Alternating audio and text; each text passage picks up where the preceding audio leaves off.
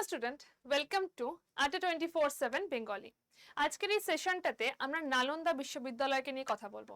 নালন্দা বিশ্ববিদ্যালয় একসময় ভারত তথা এশিয়া তথা পৃথিবীর একটা অন্যতম গর্বের জায়গা ছিল এবং সেইটাকে ধ্বংস করে দেওয়া হয়েছিল। কেন ধ্বংস করে দেওয়া হয়েছিল? নালন্দাকে রি-এস্টাবলিশ করার জন্য কি কি অ্যাক্ট ছিল, কাদের ইনিশিয়েটিভ ছিল, সেই সমস্ত কিছু থাকবে আজকের এই সেশনটাতে। তার আগে যারা যারা ক্লাসে আছো, লিঙ্কটাকে প্লিজ একটু শেয়ার করে দাও তোমাদের যতগুলো পড়াশোনার গ্রুপ আছে সবকটা গ্রুপে। তার কারণ আজকের এই সেশনটা থেকে ডেফিনেটলি তোমরা তোমাদের নেক্সট যে এক্সামগুলো হবে সেখানে পরীক্ষা প্রশ্ন তো অবশ্যই থাকবে। তাই আজকে সেশনটাকে একটুখানি শেয়ার করতে হবে তোমাদের প্রত্যেকটা গ্রুপে। স্টার্ট করে দিচ্ছি আজকে সেশন। নালন্দা, যেটা ভারতের গর্ব, কি হয়েছিল তাতে? নালন্দাকে যদি বলা হয়, নালন্দা ছিল পৃথিবীর first residential university. Residential university মানে যেখানে বিভিন্ন জায়গা থেকে স্টুডেন্টরা এসে থেকে বসবাস করে পড়াশোনা করত। এখানে 10,000-এর বেশি স্টুডেন্ট ছিল এবং 2,000-এর বেশি টিচার ছিল। এই সুন্দর একটা ইউনিভার্সিটি, যেটাকে বলা হতো জ্ঞানের ভান্ডার, যেখান থেকে পুরো বিশ্বের জ্ঞানের সঞ্চার করা হচ্ছিল, বিশ্ব থেকে লোক এসছিল এইখানে শিক্ষা গ্রহণ করতে, সেই ইউনিভার্সিটিটাকে জ্বালিয়ে পুড়িয়ে নষ্ট করে দিয়েছিল এবং তার অবস্থা করেছিল এইরকম। একটা লোকের ইনসিকিউরিটি এই বিশ্বের একটা জ্ঞানের ভান্ডারকে নষ্ট করে এই জায়গায় পরিণত করেছিল। কেন, কি ঘটেছিল আজকের সেশনে সেটাকে ডিসকাস করব। নালন্দাকে যদি বলা হয়, Nalanda is the first great universities in recorded history. যতটা আমাদের হিস্ট্রি রেকর্ডেড রয়েছে তার মধ্যে এটা ছিল একটা অন্যতম প্রধান একটা ইউনিভার্সিটি। এখানে যে লাইব্রেরিটা ছিল সেই লাইব্রেরিটাকে 3টে ভাগে ভাগ করা যেত। যে লাইব্রেরিটা ছিল সেই লাইব্রেরিটাতে 90 লাখের বেশি বই ছিল। 3 মাসের বেশি সময় লেগেছিল লাইব্রেরির পুরো বই নষ্ট হতে। লাইব্রেরিটার মেইন যে 3টে বিল্ডিং ছিল সেগুলো হচ্ছে এই 3টে বিল্ডিং, যেগুলো নিয়ে আমাদের লাইব্রেরিটা তৈরি হয়েছিল। সেখানে এত বই ছিল, জ্ঞানের ভান্ডার এমনি এমনি তাকে বলা হয় না। নালন্দা বর্তমানে কোথায় অবস্থিত আমি সমস্ত জিনিসগুলি বলবো। This university had 10 temple meditation centre. এখানে শুধুমাত্র মেডিটেশন বা মন্দির ছিল না, এই জায়গাতে অর্থশাস্ত্র, জ্যোতিষ, গ্রামার সমস্ত কিছু নিয়ে ডিসকাশন হতো, সমস্ত কিছু নিয়ে পড়াশোনা হতো। এবং যে লাইব্রেরির কথা বলা হচ্ছে, যেটা মেন 3টে ভাগে লাইব্রেরিটাকে ভাগ করা হয়েছিল, সেই জায়গাতে রিলিজিয়াস ম্যানুস্ক্রিপ্টও ছিল, মানে যে উপনিষদের যে অরিজিনাল ম্যানুস্ক্রিপ্ট সেগুলো কিন্তু এই জায়গাতে পাওয়া যায়। তার সাথে ছিল অ্যাস্ট্রোলজি, ফিলোসফি, সায়েন্স, লিটারেচার, সমস্ত কিছুর একটা সম্ভার। নালন্দাকে যদি বলা হয়, নালন্দা বর্তমানে বিহারে অবস্থিত। বর্তমানে যেখানে বিহার সেখানে নালন্দা অবস্থিত। এই জায়গাতে আর্টস, মেডিসিন, ম্যাথামেটিক্স, পলিটিক্স, সমস্ত ওয়েলফেয়ার সমস্ত কিছু নিয়ে ডিসকাশন করা হতো। এবং 427 থেকে 1197 এডি পর্যন্ত নালন্দা তার রমরমা, তার প্রতিপত্তি সমস্ত কিছু বিস্তার করেছিল। এবং তারপরেই হলো সেই সাংঘাতিক ঘটনা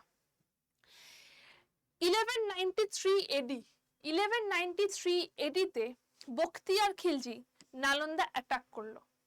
বাট এইটাই কিন্তু ফার্স্ট টাইম নালন্দাতে অ্যাটাক হচ্ছিল এরকম নয়, এর আগেও দুবার অ্যাটাক হয়েছিল। কি হয়েছিল চলো জানা যাক। প্রথম যে অ্যাটাক হয়েছিল সেই অ্যাটাকটা হয়েছিল 5th সেঞ্চুরিতে। প্রথম যে অ্যাটাকটা হয়েছিল সেটা হয়েছিল 5th সেঞ্চুরিতে। তার আগে আরেকটা লাস্ট কথা বলে রাখি, যে নালন্দা কে তৈরি করেছিল বা নালন্দা কথার অর্থ কি সেটাকে একবার বলে নিয়ে আমি অ্যাটাকে যাব।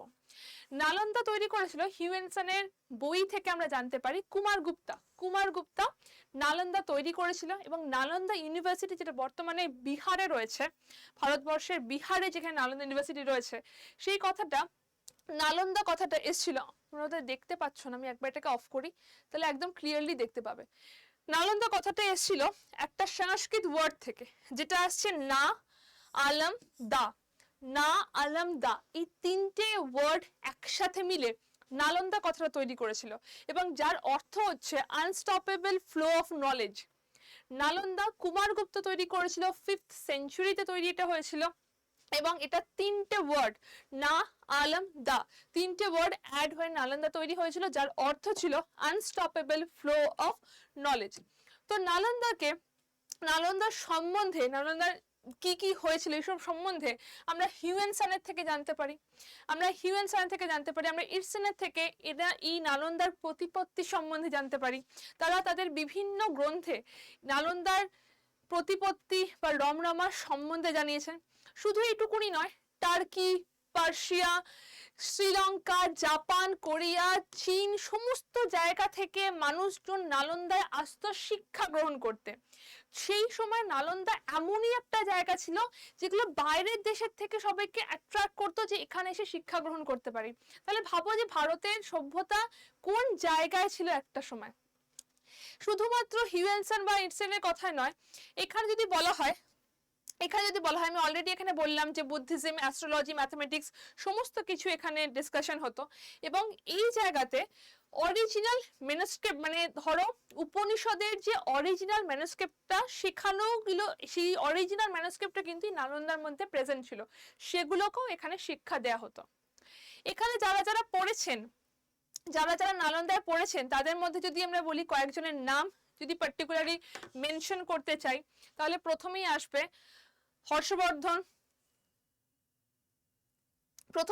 হর্ষবর্ধন, ধর্মপাল, নাগার্জুনা, ইভেন যে আমাদের আর্যভট্টের নামও কিন্তু এখানে আসবে। তিনি পড়াশোনা করেননি, বাট তিনি এখানকার আচার্য ছিলেন।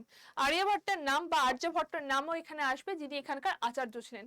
এই বিভিন্ন ইম্পর্টেন্ট পার্সোনালিটি এই নালন্দা থেকে পড়াশোনা করেছিলেন।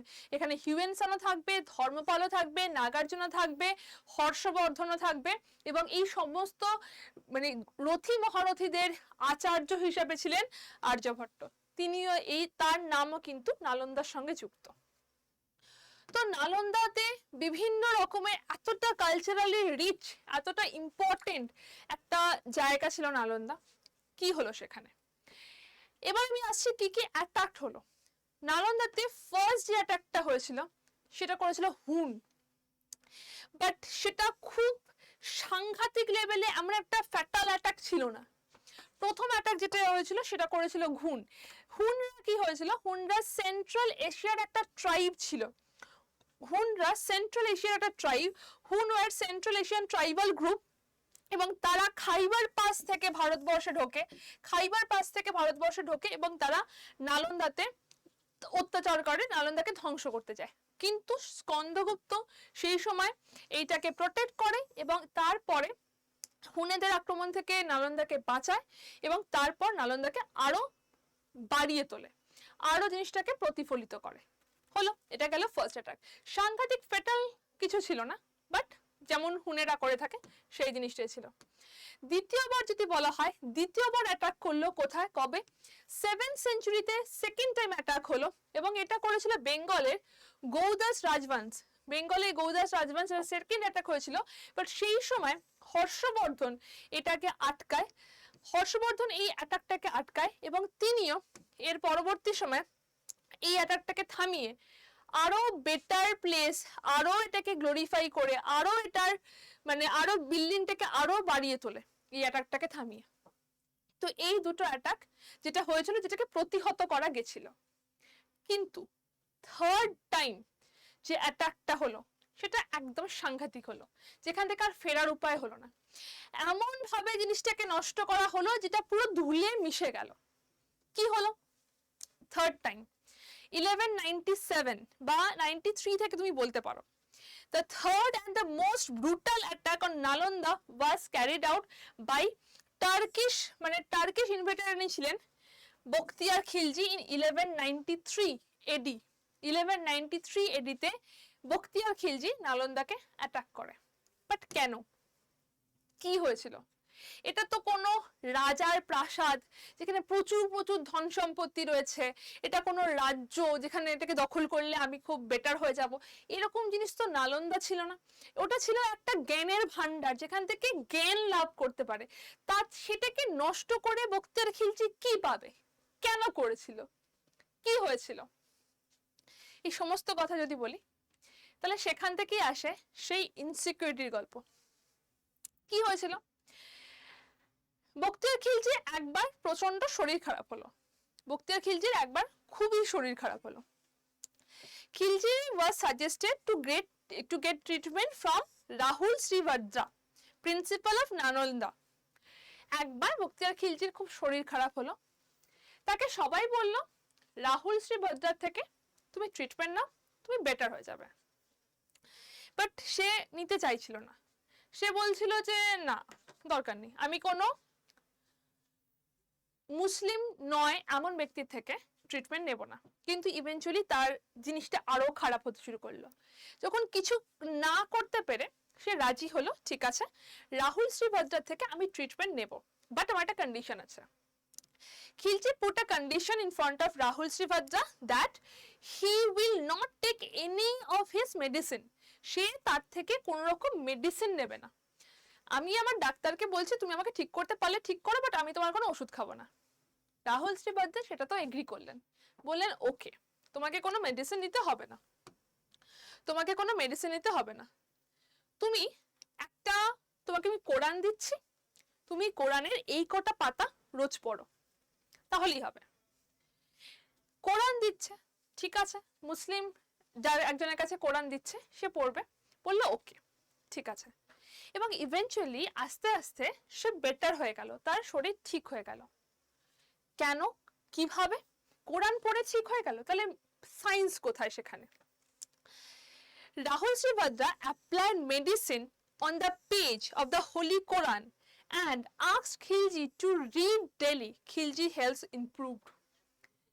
রাহুল শ্রীভদ্রা কোরআনের সেই পার্টিকুলার পেজে কিছু মেডিসিন লাগিয়ে দিয়েছিল, প্রত্যেক দিন ওই কোরআনের পেজটা পড়তে পড়তে সেখান থেকে সেই মেডিসিনটা সে ইনহেল করলো এবং ইভেনচুয়ালি সে ঠিক হয়ে গেল। তাকে কিন্তু কোনো ওষুধ খেতে হলো না, বাট ঠিক হয়ে গেল। এবারে খিলজি প্রচন্ড জেলাস হয়ে গেল, এখানেই এলো সেই ইনসিকিউরিটি। সে সে বলেছিল যে আমি কোনো হিন্দুর কাছ থেকে ট্রিটমেন্ট নেব না, আমি কোনো হিন্দুর কাছ থেকে ওষুধ খাবো না, কিন্তু সে এমন করলো, বেসিক্যালি সে একটা তাকে চ্যালেঞ্জ দিয়েছিল তাকে ছোট দেখানোর জন্য, কিন্তু সে এমন করলো যাতে সে ঠিক হয়ে গেল। এবং তার এতটাই ইনসিকিউরিটি এলো, সে এতটাই জেলাসি সেখান থেকে এলো, সে এই জিনিসটাকে সহ্য করতে পারলো না। খিলজি ওয়াজ জেলাস এবং ইনসিকিউর, খুব ভালো করে জিনিসটা বোঝো, তার ইনসিকিউরিটির জন্য এটা হয়েছিল, তাকে সুস্থ করে দিয়েছিল, বাট তার মনে হয়েছিল যে একজন অমুসলমান, মুসলমান নয় এরকম একজন পার্সনের থেকে সে কি করে ঠিক হয়ে যেতে পারে, এটা কেন হচ্ছে? তাই জন্য সে ডিসাইড করলো যে যেখান থেকে সমস্ত কিছু সূত্রপাত, যেখান থেকে জ্ঞানের সূত্রপাত হচ্ছে, আমি সেই জ্ঞানটাকে নষ্ট করব, সেই জ্ঞানের ভান্ডারটাকে আমি নষ্ট করব। আমাকে সুস্থ করে দিয়েছে মানে আমার ইগোতে লেগে গেছে, ভাই আমি বলেছিলাম তোমার থেকে ওষুধ খাবো না, কিন্তু তুমি ওষুধ না খাইয়ে আমাকে ঠিক করে দিয়েছো, আমার ইগোতে লেগে গেছে। এবার তো যেখান থেকে তুমি পড়ে পড়ে জিনিসটা করছো সেই জায়গাটাকে নষ্ট করব, আমি পুরোপুরি সেই জায়গাটাকে নষ্ট করব, এই হয়ে গেল ব্যাপারটা। এবং রাহুল শ্রীভদ্রা তো মারা গেলেনই, বাদ দাও, নালন্দাস লাইব্রেরি যেটা ধর্মগঞ্জ নামে পরিচিত, যেটা 3টে বিল্ডিং নিয়ে গঠিত হয়েছিল, সেই ওয়ার্ল্ডস লার্জেস্ট লাইব্রেরি সেটাকে নষ্ট করে দেওয়া হলো, সেটাকে জ্বালিয়ে দেওয়া হলো। এবং এবং মিনহাজ সিরাজের বইতে ইনফর্ম করা রয়েছে টোটাল 3 মাস লেগেছিল এই পুরো বইগুলোকে নষ্ট হতে। অ্যাপ্রক্সিমেটলি 90 লাখ বই ছিল সেখানে, তার মধ্যে কিছু অরিজিনাল উপনিষদের স্ক্রিপ্ট ছিল, ম্যানুফ্যাকচারিং ছিল, যেগুলো পুরো নষ্ট হয়ে গেছিল, ছাই হয়ে গেছিল। সেখানকার যারা আচার্য ছিল, সেখানকার যারা বৌদ্ধ ভিক্ষুক ছিল, সেখানকার যারা স্টুডেন্ট ছিল, সবাইকে নির্মম ভাবে হত্যা করা হয়, সবাইকে মানে একদম মানে নষ্ট করে দেওয়া হয়। কেন? কারণ মানে তুমি আমাকে সারালে কি হিসাবে? আমি তোমাকে চ্যালেঞ্জ করেছিলাম, তুমি সেই চ্যালেঞ্জটাতে জিতে গিয়ে আমাকে হারিয়ে দিয়েছো, তোমাকে তো ফল মানে স্বীকার করতেই হবে, এই ছিল ব্যাপার। তো টোটাল 3 মাস লেগেছিল এই বইগুলোকে নষ্ট হতে। এবং এর বই জ্বালানো, এই পুরো জিনিসটা, এই যে নরসংহার চলেছিল, এই জিনিসটা শুধুমাত্র ভারতকে নয় পৃথিবীকে পিছিয়ে দিয়েছিল, অনেক অনেক অনেক বছরের জন্য পিছিয়ে দিয়েছিল। বাট এই যে পুরো জিনিসটাতে পুরোটা নষ্ট হয়ে গেছিল সেটাকে রিএস্টাবলিশ করার চেষ্টা করা হয়েছিল, সেটাকে আরো একটু বেটার করার চেষ্টা করা হয়েছিল এবং গভর্নমেন্ট অফ ইন্ডিয়া ট্রাই করেছিল এই নালন্দা বিশ্ববিদ্যালয়, যেটা একটা এডুকেশনাল হাব ছিল কোনো একটা সময়, যেটা পৃথিবীতে মানে পৃথিবীর সব থেকে ইম্পর্টেন্ট জায়গা ছিল পড়াশোনার ক্ষেত্রে, সেটাকে রিএস্টাবলিশ করার। এবং এই প্রথম যদি বলা হয়, প্রথম এই আইডিয়াটা এসেছিল, ফার্স্ট এই আইডিয়াটা দিয়েছিলেন এপিজে আব্দুল কালাম। এপিজে আব্দুল কালাম প্রথম এই আইডিয়াটা দিয়েছিলেন, তিনি আমাদের প্রেসিডেন্ট ছিলেন। এবং তার পরবর্তী সময় নালন্দা ইউনিভার্সিটি অ্যাক্ট 2010 এটা পাস হয়েছিল পার্লামেন্টে এবং সেই সময় অমর্ত্য সেনকে এই এই পুরো গভর্নিং বডিটার চেয়ারম্যান হিসেবে ঠিক করা হয় এবং এই নালন্দাকে রিএস্টাবলিশ করা হয় আফটার 815 ইয়ার্স। 815 বছর পর আবার নালন্দা ইউনিভার্সিটি স্টার্ট হয়। 2014 সাল থেকে এখানে ইউনিভার্সিটিতে অ্যাডমিশন শুরু হয়েছিল ঠিক, বাট পুরোপুরি একদম অফিসিয়ালি ইনঅগারেশন যদি বলা হয় তাহলে সেটা 2024, 815 বছর পর। 815 বছর পর এই হচ্ছে পুরো টোটাল, পুরো কিভাবে কি কি হয়েছিল। আমি এর মধ্যে কয়েকটা ইম্পর্টেন্ট পয়েন্ট বলবো যেগুলো তোমাদের পরীক্ষায় দরকার লাগতে পারে। তার মধ্যে ছিল এপিজে আব্দুল কালাম ফার্স্ট এই আইডিয়াটা দিয়েছিলেন 2006 এ। এটার অ্যাক্ট যেটা পাবলিশ হয়েছিল, এটার অ্যাক্টটা পাবলিশ হয়েছিল Nalanda university act 2010। Nalanda university act 2010 এটা পাবলিশ হয়েছিল। গভর্নমেন্ট ইনিশিয়েটিভ নিয়েছিল, মানে বিহার বা অন্যান্য সেন্ট্রাল গভর্নমেন্ট থেকে ইনিশিয়েটিভ নিয়ে এইটাকে রিএস্টাবলিশ করা হয়েছিল, করার জন্য প্রপোজাল এসেছিল 450 একর ল্যান্ড নিয়ে রাজগীর হিলসের কাছে এইটাকে রিএস্টাবলিশ করা হবে, এইটা প্রপোজাল এসেছিল। কারা কারা হেল্পিং হ্যান্ড ছিল, ইন্টারন্যাশনাল সাপোর্ট যদি বলা হয়, ইস্ট এশিয়া সামিট ইএসএ, তারা এই প্রপোজালটাকে, এই যে নালন্দাকে রিএস্টাবলিশ করা হবে সেই প্রপোজালটাতে এগ্রি করেছিল এবং আলটিমেটলি এই যে ফ্যাক্ট, এই যে অ্যাক্টটা রয়েছে, অ্যাক্টটা মেনে পার্লামেন্টে একটা যখন স্বীকার হয়, এস্টাবলিশ হয়, সেখান থেকে ইনিশিয়েটিভ শুরু হয়। 2014 থেকে অ্যাডমিশন শুরু হয়ে গেছিল, ইনঅগারেশন তখনই হয়ে গেছিল, বাট অফিশিয়াল ইনঅগারেশন এখন হলো। এবং এই যে পুরো একটা জ্ঞানের ভান্ডার যেটা একজনের ইনসিকিউরিটির জন্য নষ্ট হয়ে গিয়ে ভারতকে এত বছর পিছিয়ে দেয়, সেইটা আবার নতুন রূপে আমাদের সামনে চলে আসে। এই হচ্ছে বর্তমান নালন্দা এবং এই হচ্ছে তার স্ট্রাকচার। এই হলো টোটাল নালন্দা বিশ্ববিদ্যালয়ের গল্প। কেন হয়েছিল, কি হয়েছিল, কোন কোন বডি সেটাকে হেল্প করেছিল, কোন কোন অথরিটিং বডির থেকে সাহায্য পেয়ে এই জিনিসটা তৈরি হয়েছিল। এটা ছিল আজকে তোমাদের ইম্পর্টেন্ট সেশন। চলো আজকে এত পর্যন্তই রাখছি। আমাদের অ্যাপটাকে অবশ্যই ডাউনলোড করে নিও, তার কারণ আমাদের অ্যাপটা থেকে তোমরা এই ধরনের ক্লাস আরো অনেক পেয়ে যাবে। এখানে একদম premium quality study material, current affairs, job alert, daily quiz, subject wise quiz সমস্তটা পেয়ে যাবে। WBCS বা মিসলেনিয়াসে এই ধরনের প্রশ্ন অনেক আসে, তাই WBCS এর জন্য WBCS মাহাপ্যাক যদি ব্যাচটা চাও পারচেজ করতে পারো। এখানে 1350 ঘন্টার ক্লাস, টেস্ট সিরিজ, বই এবং 14 খানা বই এখানে পাবে। এটা 12 মাস এবং 18 মাসের ভ্যালিডিটিতে রয়েছে। 14 খানা বই এখানে থাকবে। এটার দাম অনেকটা কম এবং Y268 কোডটা ইউজ করলে দামটা আরো কমে যাবে, কারণ এটা হচ্ছে ডিসকাউন্ট কুপন। আমাদের চ্যানেলটাকে অবশ্যই সাবস্ক্রাইব করে রাখবে এই ধরনের সেশন আরো পাওয়ার জন্য, এবং এই ধরনের সেশন তোমাদের কেমন লাগছে কমেন্ট করে জানাবে। তোমাদের কমেন্টে তোমরা নেক্সট কোন টপিকে ডিসকাশন চাইছো সেটাকেও কমেন্ট করে জানাবে, যাতে আমি তোমাদের মানে তোমাদের কোন জিনিসটা দরকার লাগছে সেটাকে বুঝে সেই রকম সেশন নিয়ে আসতে পারি। ওকে, চলো ক্লাসটা ভালো লাগলে অবশ্যই লাইক, শেয়ার এবং কমেন্টটা করো। তোমাদের সঙ্গে দেখা হচ্ছে এইরকম সেশনে নেক্সট উইক। সবাই ভালো থেকো, দেখা হবে।